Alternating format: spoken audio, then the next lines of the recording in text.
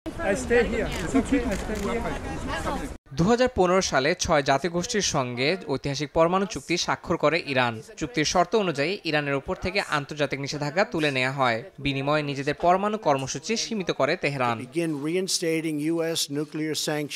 2018 সালে মার্কিন প্রেসিডেন্ট হিসেবে ক্ষমতা গ্রহণের পর চুক্তি থেকে একতরফাভাবে বের হয়ে যাওয়ার ঘোষণা দেন ডোনাল্ড ট্রাম্প। এতে চুক্তির কার্যকারিতা ভেঙে যায়। ধীরে ধীরে পরমাণু কর্মসূচি বাড়াতে থাকে ইরান।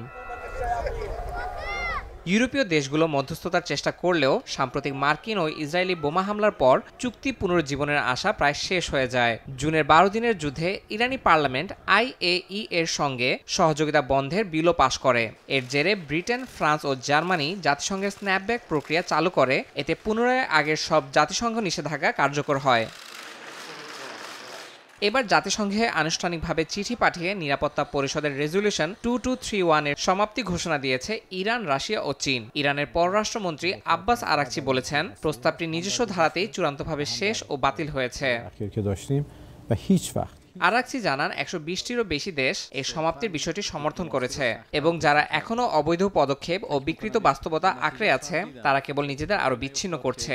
যদিও তেহরান বলছে তারা কূটনৈতিক সমাধানে অঙ্গীকারবদ্ধ। ইয়াসিন মোহাম্মদ জিসান, সময় সংবাদ।